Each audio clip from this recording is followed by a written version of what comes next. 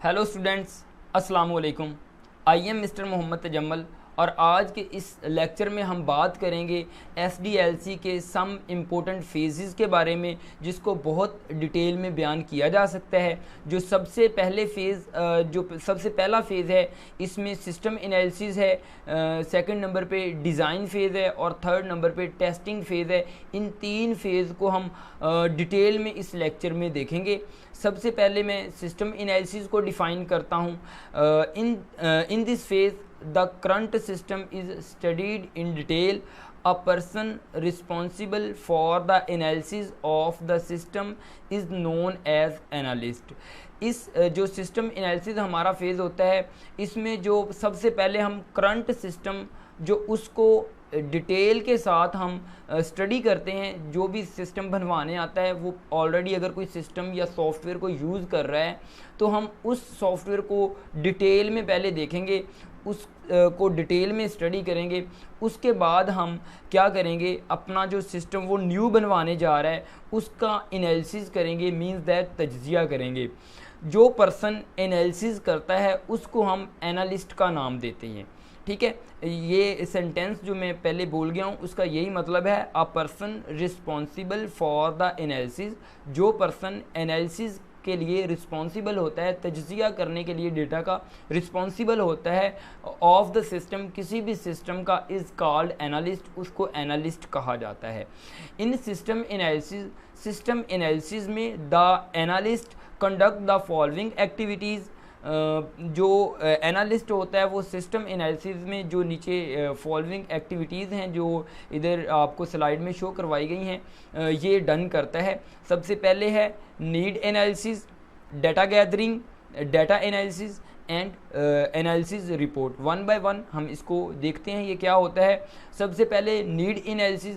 Need analysis में ये होता है कि जो भी यूज़र, हमने डाटा तो एसडीएलसी के फर्स्ट फेज़ प्रीलिमिनरी इन्वेस्टिगेशन में ही डाटा को कंडक्ट कर लिया था, बट यहाँ पे हमें पता है यूज़र ने जो भी हमें रिक्वायरमेंट दी हैं हम उनको नीड एनालिसिस में ला के इकट्ठा करते हैं, देखते हैं। उसके बाद जो मैनेजर ने हमें कुछ एनालिसिस तज्जिए के तौर पर कुछ बातें कही होती हैं उनको भी इधर ला के देखते हैं इसी नीड एनालिसिस फेज़ में। इसकी डिफ़ाइन करता हूँ, आपको बहुत अच्छे से समझ आ जाएगी।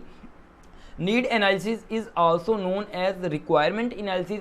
नीड एनालिसिस को हम रिक्वायरमेंट एनालिसिस भी कहते हैं क्योंकि इसमें तमाम की तमाम जो रिक्वायरमेंट हमने यूज़र से ली होती हैं उनको कंडक्ट किया जाता है। In this phase the analysis tries to know all the requirement of the system. इस फेज़ में जो एनालिस्ट होता है वो तमाम की तमाम रिक्वायरमेंट जो होती है सिस्टम की उनको कंडक्ट करता है फ्रॉम द यूज़र, जो यूज़र से हमने ली होती हैं, एंड द मैनेजर, और जो मैनेजर से हमने ली होती हैं उनको।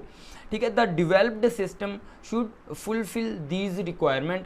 जो भी हमारा सिस्टम डिवेल्प होने जा रहा है वो लाजमी तौर पे इन जो हमारी रिक्वायरमेंट हैं इनको फुलफ़िल करना चाहिए, जो कि हमारी यूज़र की तरफ से आई हैं और मैनेजर की तरफ से हमारी रिक्वायरमेंट आई हैं, उनको फुलफ़िल करना चाहिए। नीड एनालिसिस में इन चीज़ों का तज्जिया किया जाता है या एनालिसिस किया जाता है। उसके बाद जो सिस्टम एनालिसिस का दूसरा स्टेप है वो है डाटा गैदरिंग। डेटा गैदरिंग, आप वर्ड पे थोड़ा सा कंसंट्रेट करें या फोकस करें तो हमें डिफ़ाइन क्लियर मिल जाती है। डाटा गैदरिंग यानी कि जिसमें डाटा को गैदर किया जाता है, मींस दैट अब यूज़र हमारे पास जब आता है तो हम उससे डेटा गैदर करते हैं या उस सिस्टम के बारे में जिसको हम बनाने जा रहे हैं उसके बारे में डेटा को गैदर करते हैं। यहाँ पे कुछ टेक्निक्स हैं जिसके ज़रिए हम डेटा गैदर बहुत आसानी से कर सकते हैं, मैं वो भी आपको बताऊँगा। और सबसे पहले मैं ये अपना डेटा गैदरिंग की डिफ़ाइन की तरफ आता हूँ। In this step the system analysis the system analyst, जो सिस्टम एनालिस्ट होता है, पर्सन होता है जो एनालिसिस करता है, conduct data about the system, ये सिस्टम के अबाउट डेटा को कंडक्ट करता है, which is to be developed, जो बनने जा रहा होता है या डिवेल्प होने जा रहा होता है।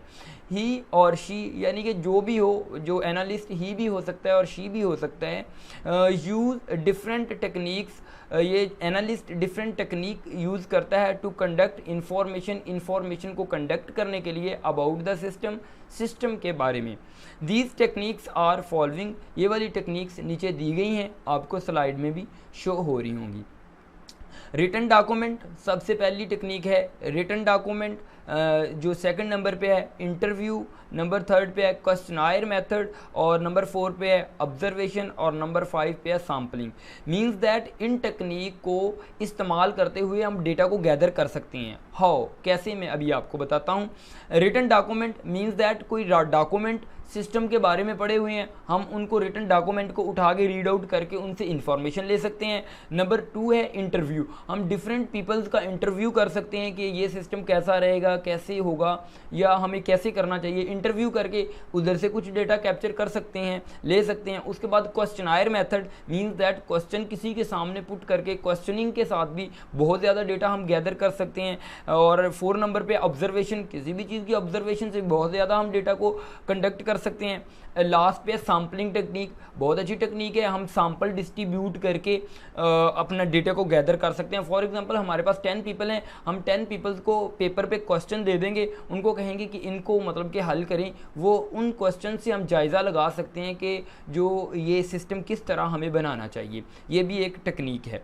उसके बाद डाटा गैदरिंग का आपको पता चल गया है। हम नेक्स्ट जो डेटा सिस्टम एनालिसिस का फेज़ है, डाटा एनालिसिस, इसकी तरफ आते हैं, जो कि नंबर 4 पे है, सॉरी 3 पे है।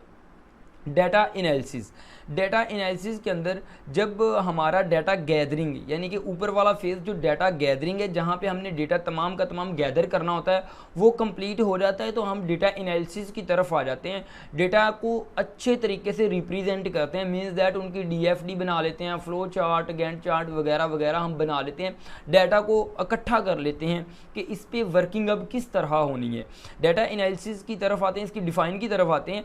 After completion of data gathering step, data gathering का जो स्टेप है कंप्लीट करने के बाद the collected data about the system is analysed, जो कलेक्टेड डेटा होता है हम उसको एनालाइज करते हैं to be ensure that, ensure करने के लिए the data is accurate and complete, ये चीज़ जानने के लिए कि आया कि हमारा डेटा कंप्लीट एंड एक्यूरेट है, हम डेटा का क्या करते हैं, एनालिसिस करते हैं। फॉर दिस पर्पस, इस पर्पस के लिए वेरियस टूल्स में बी यूज्ड, काफ़ी ज़्यादा टूल्स इस्तेमाल हो सकते हैं इस जो हमारी रिक्वायरमेंट को पूरा करने के लिए कि आया कि हमारे पास जो डेटा हम सिस्टम बनाने जा रहे हैं या इकट्ठा किया है वो पूरा भी है या नहीं। ठीक है, the most popular and commonly use tools for data analysis are as following, DFD जिसे डेटा फ्लो डायग्राम कहते हैं, सिस्टम फ्लो चार्ट, सिस्टम के फ्लो चार्ट हम बना लेते हैं, कनेक्टिविटी डायग्राम, उसके बाद ग्रिड चार्ट्स, उसके बाद डिसीजन टेबल वगैरह वगैरह हम बना लेते हैं डेटा को चेक करने के लिए या ये कंप्लीट है या नहीं। नंबर 4 पे जो लास्ट सिस्टम एनालिसिस का फेज़ है वो एनालिसिस रिपोर्ट है। ये मीन्स दैट सिस्टम एनालिसिस ही अभी चल रहा है, सिस्टम एनालिसिस के अंदर फर्दर 4 फेज थे, हम उसको एक्सप्लेन कर रहे हैं। Analysis report, eight the and हम क्या करते हैं, जो भी हमने डेटा गैदर किया है उसको एनालिसिस किया, उनकी रिपोर्ट बना लेते हैं। ठीक है, किसके लिए कि हमने मैनेजर जो हमारा अब होता है, जो सॉफ्टवेयर हम डेवलप करने जा रहे हैं, जो सॉफ्टवेयर हाउस का मैनेजर होता है जो हमारे सॉफ्टवेयर को मैनेज करता है, उसके पास ले जाते हैं रिपोर्ट बना के कि भाईजान इसे चेक करो। अगर वो परमिशन देता है तो हम सिस्टम को बनाना शुरू कर देते हैं। अगर वो उस सिस्टम की जो हम डेटा को लेकर गए हैं उसके पास उसकी परमिशन नहीं देता तो हम क्या करते हैं, उसको दोबारा डेटा को गैदर करते हैं, दोबारा रिक्वायरमेंट तमाम के तमाम प्रोसेस दोबारा होता है। ठीक है, तो ये हमारा at the end of the analysis phase, analysis report is prepared, it is done for review and approval from the higher manager, यानी कि ये अप्रूवल होती है एट द एंड कि हमारा डेटा जो गैदर हुआ है ये ठीक है या नहीं। अगर वो अप्रूवल दे देता है तो हम वर्क स्टार्ट कर देते हैं। ये हमारा जो सिस्टम एनालिसिस है वो कंप्लीट हो गया है डिटेल के साथ। सिस्टम एनालिसिस के अंदर फर्दर 4 स्टेप्स को मैंने भी एक्सप्लेन कर दिया है ताकि कोई कन्फ्यूजन ना रहे। अगर कोई क्वेश्चन आपको एग्ज़ाम में डिटेल में पूछता है 4 नंबर का या 8 नंबर का, आप उसकी डिटेल इस तरह बयान करोगे तो इंशाल्लाह फुल मार्क्स आएंगे। उसके बाद मैं नेक्स्ट फेज़ की तरफ आता हूँ, जो डिज़ाइन फ़ेज़ है जो कि वेरी इंपॉर्टेंट है। डिज़ाइन फ़ेज़ के अंदर फर्दर 2 फेज़ आते हैं, एक लॉजिकल डिज़ाइन होता है, एक फ़िज़िकल डिज़ाइन होता है। इस पे आगे बच्चे बहुत ज़्यादा कंफ्यूज होते हैं, मैं यहाँ पे इनकी कन्फ्यूजन को दूर कर दूँगा इंशाल्लाह कि जो लॉजिकल डिज़ाइन क्या होता है, फ़िज़िकल लॉजिकल डिज़ाइन क्या होता है या अकेला जो डिज़ाइन है बेसिकली ये क्या होता है, मैं पहले डिफ़ाइन करता हूँ फिर मोर इसको एक्सप्लेन करूँगा। In design phase the model of the system is prepared, जो सिस्टम का तमाम मॉडल है इसको प्रिपेयर कर लिया जाता है। The logical representation of the system, जो लॉजिकल रिप्रेजेंटेशन होती है किसी भी सिस्टम की, इज़ कॉल्ड सिस्टम मॉडल, उसको हम सिस्टम मॉडल का नाम देते हैं। Typically the requirement collected in analysis phase, जो हम आम तौर पर रिक्वायरमेंट इकट्ठी करते हैं, जो हमारा एनालिसिस फेज होता है उसमें इस जो फेज़ है इसमें आके हम इनको ट्रांसलेट कर देते हैं into a logical representation of the system, यानी कि लॉजिक में एक में हम ट्रांसलेट कर देते हैं जो भी डेटा हम जो सिस्टम एनालिसिस में इकट्ठा करते हैं। अब there are two types of design phase, जो फर्स्ट है लॉजिकल डिज़ाइन है, जो सेकंड है वो फिज़िकल डिज़ाइन है। मैं अब लॉजिकल डिज़ाइन की तरफ आता हूँ। लॉजिकल डिज़ाइन, लॉजिक क्या होती है, आप इस वर्ड पे गौर करें, कभी माइंड में लॉजिक किसी चीज़ की बनाइए, मीन्स दैट उसका फिजिकल नहीं होता, जो लॉजिक होती है उसका कोई वजूद नहीं होता। हम क्रिएटिविटी उसे कह सकते हैं, या माइंड में जो हम किसी चीज़ का स्केच बनाते हैं जो बेसिकली वो एक्चुअल चीज़ नहीं होती, हम उसका स्केच बना रहे होते हैं, उसको हम लॉजिक कहते हैं या लॉजिकल चीज़ कहते हैं। मैं इसकी डिफ़ाइन करता हूँ, आपको अच्छी मतलब कि समझ आ जाएगी। The logical design describe the general function capabilities of the proposed system. In logical design the major system component and how the interact with each other and identified, यानी कि ये जो हमारा लॉजिकल डिज़ाइन होता है इसमें बहुत ज़्यादा हमारे जो मेजर कंपोनेंट होते हैं उनको इंटीग्रेट करवाया जाता है कि इनमें रिलेशन किस तरह का है। आप MS वर्ड वगैरह या आप वो एक्सेल पे कभी आप डेटाबेस बनाओगे तो उसके बैक पे फ्लो चार्ट या डायग्राम वगैरह होती हैं, जैसे DFD बनती है, उनका रिलेशन आपस में one to many, many to many वो रिलेशन बनते हैं। इसमें भी हम पहले इंटीग्रिटी करवाते हैं, उनके रिलेशन वगैरह बनाते हैं लॉजिकल डिज़ाइन में कि इनका रिलेशन क्या होगा, ये कैसे जो छोटे छोटे मॉड्यूल्स होंगे या यूनिट्स होंगे कैसे एक दूसरे के साथ इंटीग्रेट होकर वर्क करेंगे। अच्छा, case tools and project management software as, ये जो ये केस टूल इसमें इस्तेमाल होते हैं मोस्टली वो होते हैं MS प्रोजेक्ट, गैंट चार्ट और पिरियड चार्ट वगैरह वगैरह। ये पिरियड चार्ट वर्ड होता है, ये वगैरह वगैरह इस्तेमाल होते हैं and used in logical design, और यही चार्ट वगैरह जो है लॉजिकल डिज़ाइन में इस्तेमाल होते हैं।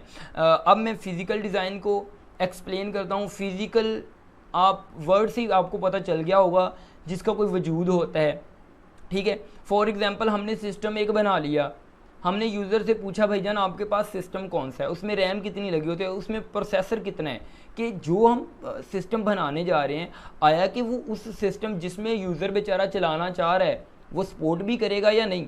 ये इस फेज़ में फ़िज़िकल डिज़ाइन में हम यही चीज़ चेक करते हैं कि जो सिस्टम हम बना रहे हैं ये रैम कितनी लेगा, ठीक है, इसमें प्रोसेसर की कितने की ज़रूरत होती है, ठीक है, ये सारी चीज़ें पहले, और उसके स्टोरेज कितना होना चाहिए उस सिस्टम का जिसमें इस सॉफ्टवेयर को जाके इंस्टॉल करना है। फिज़िकल डिज़ाइन में ये सारा कुछ हम करते हैं। मैं थोड़ी सी डिफ़ाइन करता हूँ, आपको समझ आ जाएगी। In physical design input requirement, output requirement, storage requirement and processing requirement are decided. मैंने पहले ही बता दिया, input requirement, output requirement, storage requirement and processing requirement are decide की जाती हैं कि ये मतलब कि ये हो सकता है, पॉसिबिलिटी है उस सिस्टम में या नहीं, कि ये हमारा सॉफ्टवेयर जिस सिस्टम के लिए यूज़र बनवाने आ रहा है उसके सिस्टम में चलेगा या नहीं, या उसे सिस्टम अच्छा लेना पड़ेगा। एट द एंड मैं एक्सप्लेन करता हूँ, बहुत इंपॉर्टेंट फेज़ है टेस्टिंग फेज़ SDLC का, आपने पहले भी सुना होगा। टेस्टिंग बहुत इंपॉर्टेंट होती है, हम कोई भी चीज़ डेवलप करते हैं उसकी टेस्टिंग तो करते हैं। इसी तरह जब हम कोडिंग कर लेंगे तो हम उसके बाद हम टेस्ट करेंगे कि जो हमने सॉफ्टवेयर बनाया है ये वर्क भी सही कर रहा है या नहीं, ठीक है। फिर टेस्टिंग की भी फर्दर टाइप्स होती हैं, black box testing, white box testing, फिर यूनिट टेस्टिंग, उसके बाद system test, means that further more testing आती हैं। मैं थोड़ा सा आपको इधर व्यू दूंगा, इसमें मैं अलहदा से भी एक वीडियो बना दूंगा इंशाल्लाह। Testing after developing the coding, जब कोडिंग डन हो जाती है या डिवेल्प हो जाती है, टेस्टिंग बिगन्स, फिर टेस्टिंग शुरू हो जाती है, क्योंकि कोडिंग के बाद टेस्टिंग होती है। जब कोडिंग हो जाती है, समझ करें हमारा जो सॉफ्टवेयर बन चुका होता है, उस पर फिर हमने टेस्ट ही करना होता है कि हमारी कोडिंग सही हुई है या नहीं। ठीक है, there are 2 types of testing. यहाँ पे 2 टाइप्स को मैं एक्सप्लेन करूँगा टेस्टिंग की, unit testing and system testing. ये बहुत इंपॉर्टेंट दोनों टेस्टिंग है, एग्जाम पॉइंट ऑफ व्यू से भी ये शॉर्ट और लॉन्ग क्वेश्चन दोनों में आ सकती हैं। Unit testing is also called module testing. Module किसी भी छोटे से यूनिट को कहते हैं। मॉड्यूल छोटा सा यूनिट जो होता है, कोड पीस ऑफ कोड, छोटा पीस ऑफ कोड जो होता है उसको हम मॉड्यूल कहते हैं। In this stage individual unit और modules of the system are tested using sample data. जो यूनिट टेस्टिंग होती है ना, इसमें हम फर्दर छोटे छोटे मॉड्यूल्स को फर्दर हम टेस्ट करते हैं। फॉर एग्जांपल मोबाइल फ़ोन हमने एक बनाया है, उसके हम एक मॉड्यूल बाय मॉड्यूल उसकी टेस्टिंग करेंगे। जैसे कि हम एक कैमरे की टेस्टिंग कर लेंगे, उसके कीबोर्ड की टेस्टिंग कर लेंगे, उससे उसकी LCD जो स्क्रीन है उसकी अपना टेस्टिंग कर लेंगे, उसके बाद माइक की टेस्टिंग कर लेंगे, स्पीकर की टेस्टिंग, मतलब यूनिट बाय यूनिट हम टेस्टिंग करेंगे। ठीक है, उसके बाद आती है सिस्टम टेस्टिंग। सिस्टम टेस्टिंग में हम होल सिस्टम की टेस्टिंग करते हैं, पूरे के पूरे सिस्टम की। ठीक है, मैं छोटी सी डिफाइन के साथ इसको मोर एक्सप्लेन करता हूँ। In this phase all units और modules are linked together to make a complete system. इस फेज़ में जो सिस्टम टेस्टिंग है, तमाम के तमाम यूनिट और मॉड्यूल्स को आपस में इंटीग्रेट करवा दिया जाता है, मिला दिया जाता है। ठीक है, जब वो तमाम के तमाम यूनिट आपस में मिल जाते हैं तो वो एक सिस्टम बन जाता है। फिर तमाम के तमाम सिस्टम की हम टेस्टिंग करते हैं, उस टेस्टिंग को हम सिस्टम टेस्टिंग का नाम देते हैं। So the complete system is tested as a whole. मुकम्मल तौर पर जो एज अ होल टेस्ट होता है इज कॉल्ड सिस्टम टेस्टिंग।